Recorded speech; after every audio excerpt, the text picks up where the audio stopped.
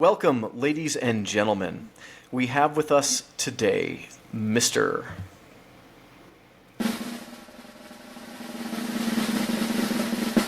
Julian Manthorne, and everybody's so excited to have you on today.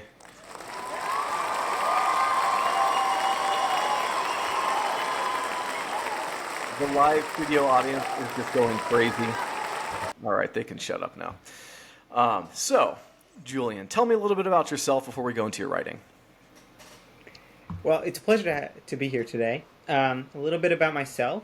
I work my day job as a therapist. I've been a therapist for about a year, and I was studying to do it for about 10 years before that.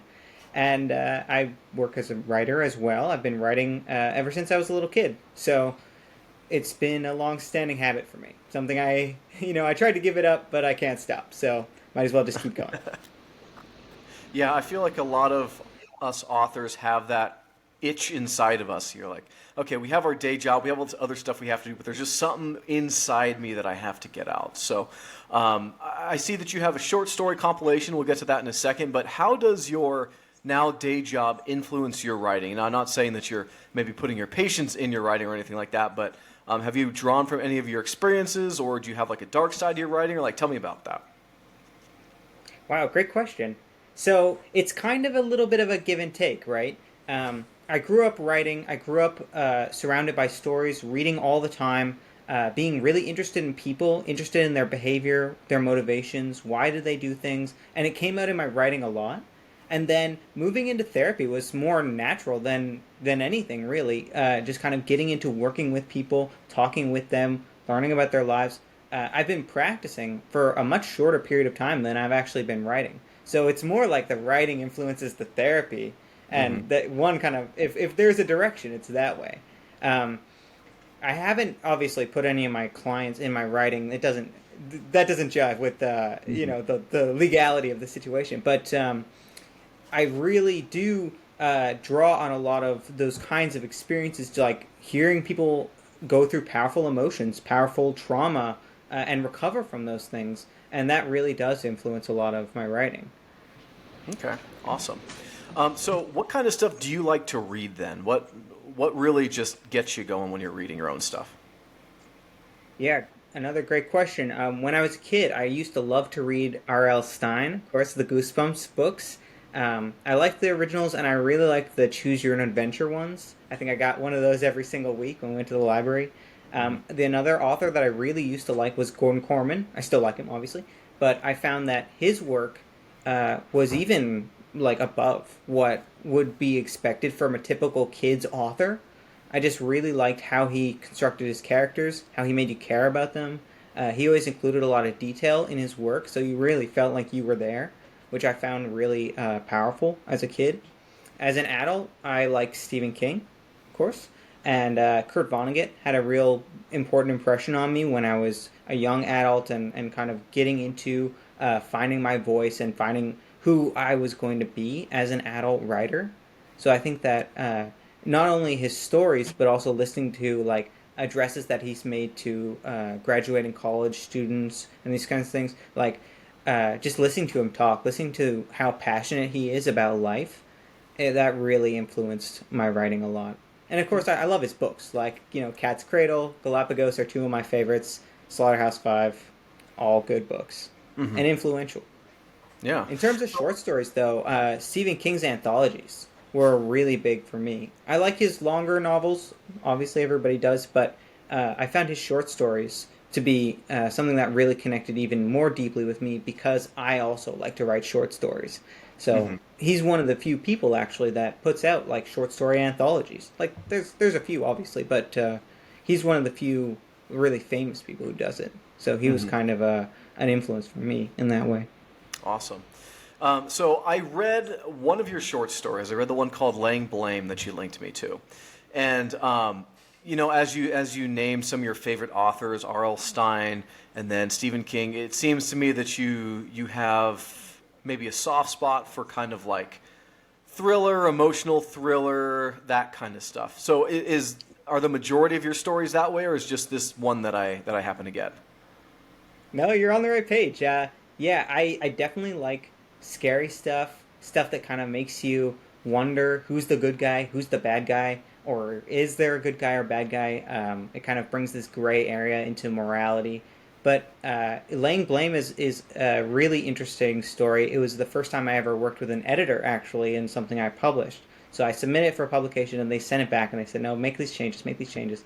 So it was a real back and forth, and that was one of the first times that I ever experienced that with an editor.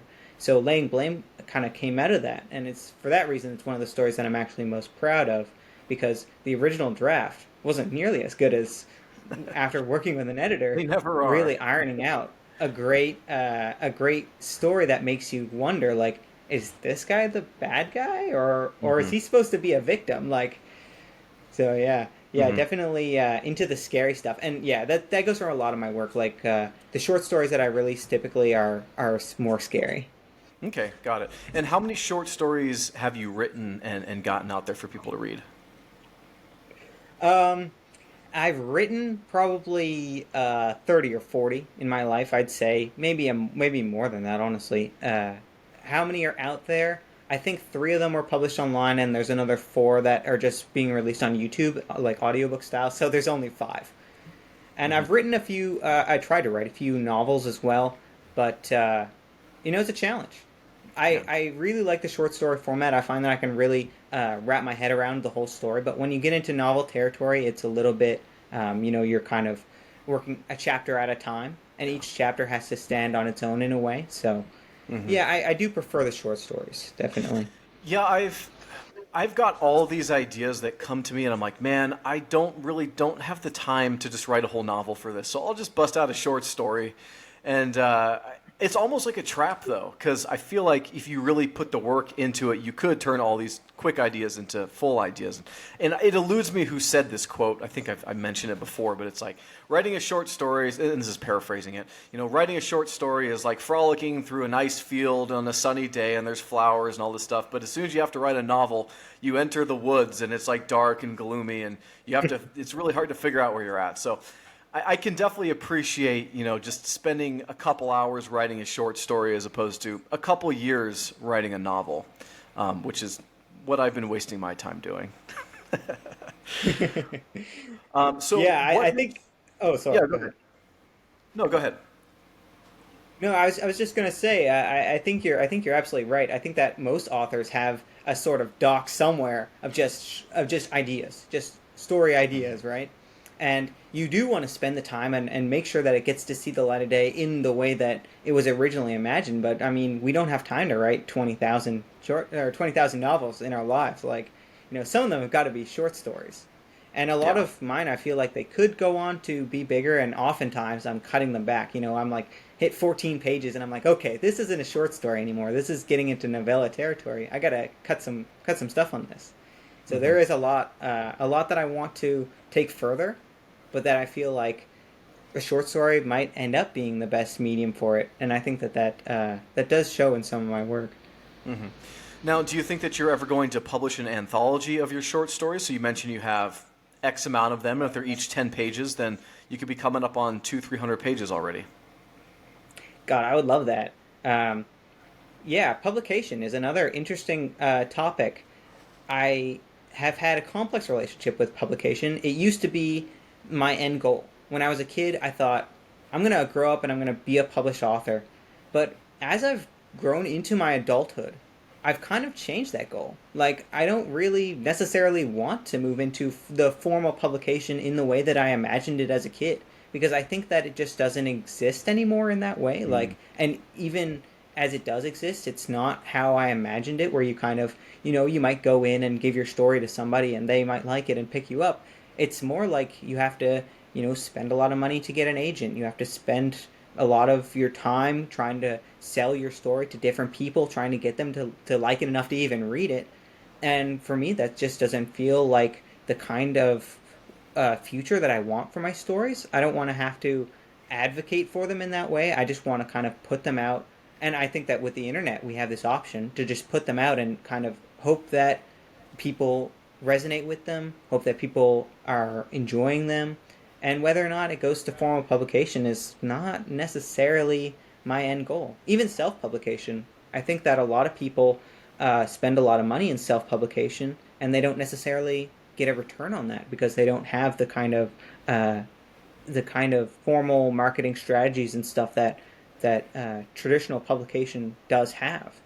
So yeah, self publication isn't even kind of what I'm looking at right now. It's more of a grassroots kind of platform startup like YouTube where you can kind of put up an audio book or something and people can just enjoy it for free. And I think not only is it brave of you to say it like that, but I really agree with you. I've been having a lot more authors on that are literally saying I am writing not because I want to become, New York Times bestseller, but I'm writing because I have art that needs to be created and something that needs to be said, and I just want to share it with people. And I think that that's it's like you said, it's grass movement, and it's really great that people are willing to not only spend their time on this, but just give it away for free in a lot of cases. And I was listening to another podcast recently. I've heard this before, but it's basically like as society's citizens become more comfortable, as all their needs are met. Back thousands of years ago, it's like we spent all our time hunter gatherer, gathering food, just surviving. But now that society has made lives more comfortable for people, people just want to spend time creating. They want to make music. They want to make art, and writing is an art, and it's something that we want to share with people. So I really appreciate that. What would you say makes your works more unique, perhaps, than R.L. Stine or Stephen King, or what gives it its own flavor that you have? Geez, I don't know if I could take on the king, but I like that my work often I use a lot of Stephen King's techniques in describing things. Like his styles really influenced me in that way. Using descriptive language, I think, and really painting a picture, making the person feel like they're really there, like the kinds of sensory things that you would expect, what something smells like, what something feels like, the kind of vibes that are in the air, I guess, like using all this really heavy description. Uh, yes, that's something that I always try and use in my books, just because it, yeah, like I said, it paints a picture. It makes the person engaged. It makes them feel like they want to keep reading because they want to know what happens. Hmm. A teacher of mine in grade 10, his name is Leo McKay. He's actually a fairly famous author where I'm from. Uh, he actually is the person who instilled that in me, and in grade 10 was telling us, when you think it's too much detail, that's when you've hit the sweet spot. That's when you're right on. When you think it's too much, because that's when the person is really starting to get a visual for or another sensory kind of image for what's happening. Yeah. Mm-hmm. It's funny though, because I've had editors look at my stuff and they always tell me that my detail is literally too much because it slows down. So maybe there's a sweet spot. I haven't hit it. Maybe you're right where it's at, so I'll have to read some more of your stuff. There definitely is a Aside, sweet spot. yeah, absolutely. You don't just want to be like, he walked into the room. No, you got to describe the room a little bit. How did he walk in the room? Why did he walk in the room? I get it. That's what the whole story is. Mm-hmm. So you've now discussed with me like your style, but what impact really do you want your books or your stories rather to have? Like when people read them, is it strictly entertainment or are you trying to get any messages across? I think entertainment is a good goal for these days. There's so much entertainment out there. There's so many different things competing for people's attention that Hmm. just getting them, to read and to be entertained is a fairly lofty goal these days. If there's any kinds of messages that I would want people to take from my works, it would just be to read more, not of my work necessarily, but of in general. There's Hmm. a lot of visual these days. TV, Netflix, Yeah. movies, all this stuff. It's really competing for our visual attention. But even things like Reddit, Instagram, it's all pictures. There's not a lot of reading going on where the adventure is actually happening inside your mind. Um, for me, it was interesting actually. You talked about why people write and the incentive. I heard this really interesting thing. They were talking to a bunch of kindergartners. They were doing an experiment, and they had the kids make art. Just they gave them paper and they gave them crayons, and they said, "Make some art. Have a good time." And the kids did. They loved it. They made art all day. And then the next day, they said, okay, kids, make some art. We got some crayons, paper, great. We're going to pay you. We're going to pay you 5 cents for every drawing you make. And you know what happened? They stopped making art. They stopped. They didn't want to do it. Because before, they were intrinsically motivated. The motivation was coming from inside. But once they made that motivation extrinsic, once they started paying them, the motivation went away. Yeah. All their intrinsic motivation had been co-opted by money, right? And that's what I really don't want to happen to me. I don't want to be someone who used to write until I started getting paid for it, and then, I just wasn't that interested anymore. Yeah. And it's interesting because like my dream career would be, be a full-time novelist or be a screenwriter or something like that. And I say that now, but as you're telling me the story, hopefully it doesn't just suck all the joy out of it. Like maybe I like the idea of being a full-time novelist, but I should have my own separate career, and I should just do this as a passion, something to think about. Everybody to think about, really. Do you want to read one of your short stories? I would love to. I want to say though, I don't want to dissuade you from being a full-time novelist. Like this experiment was with 5-year-olds. That's true. No, I'm committed to it. I'm not just going to give up because some random guy on the internet told me to. But it is something to think about. It's something that everybody should think about. Is really what is their goal? Is it to create something for themselves to read in 10 years because they like listening to themselves talk? I mean, I'm kind of like that. I like writing. I like reading what I've written. It gets me off. Mm-hmm. Is it for my kids to read? What they want to when they're 5 or 6? Be like, my daddy wrote me a book, or because my daughter, she's 1.5 right now, a little older than 1.5. So when she's 5 or 6, it'd be cool if she could be like, my daddy wrote this book. Or is it, for me to sell and make money? Everybody has to come to terms with their reason for creating art, and so you're just making me think about it a little more. Mm-hmm. Honestly, if there was a goal for my work, that would be it. It's just making people think a little bit more. Mm-hmm. Awesome. Mm-hmm. Yeah, so I'll read one. Yeah. I've got this short story. It's 600 words. It's fairly short. It's called Our Specialty. Alex Sauvignon sat glumly at his table, looking distastefully at the tacky decor that lingered on the walls of the miserable little restaurant. The appetizers had been underwhelming, and the wine was fruity and cheap. Ordinarily, a shabby place like this would never even make his prestigious list, but after a week of hearing his friends rave about their exotic new dish, he couldn't stay away. He folded and refolded his napkin in his lap as he saw the waiter approaching his table with a domed silver platter. The waiter set the plate down and lifted the lid, releasing a cloud of steam. The plate featured one square of pink meat in a puddle of milky gravy. 3 pieces of cauliflower and a few small round potatoes cowered together near the edge of the plate. The meat looked soft, like tofu or mussel. Alec took a few quick notes on the presentation and smells, and sunk his fork in for an apprehensive first taste. When the tender flesh hit his taste buds, he wondered how he could have lived his whole life without tasting something so delicious. This was the flavor that he had been missing, nutty and rich, but tangy and moist. He had decided that the meat was undoubtedly fish, but how had the chef cooked it so tender? Alec dug in, unable and unwilling to control himself. He understood why his colleagues couldn't stop talking about this place, and why, despite the awful decorations and bad wine, there were 6 stockbrokers sitting at the table next to him.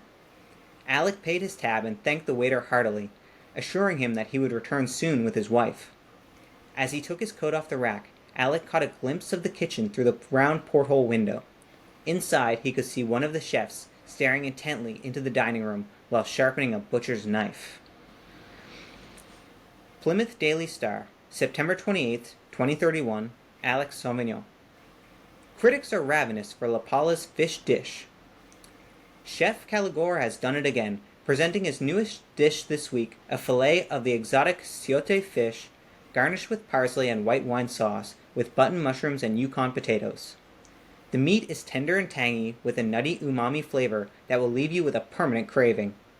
Caligore won't reveal his secrets for this recipe, only that it's completely exclusive to La Paula. A great presentation and flavor combination makes this restaurant an instant favorite. 4.5 stars. In a dimly lit basement, Sherman Caligore sharpened his butcher's knife as he stood over 180 pounds of raw red meat just waiting to be carved.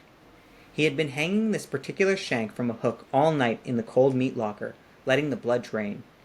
He turned on his radio and imagined all the beautiful big steaks he would get from the thighs, calves, and buttocks.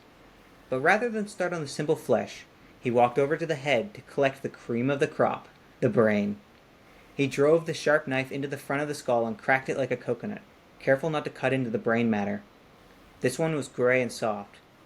Caligore carefully wrapped the meat in cling film and packaging paper before putting it in the fridge with the label, Ciote, 6 portions.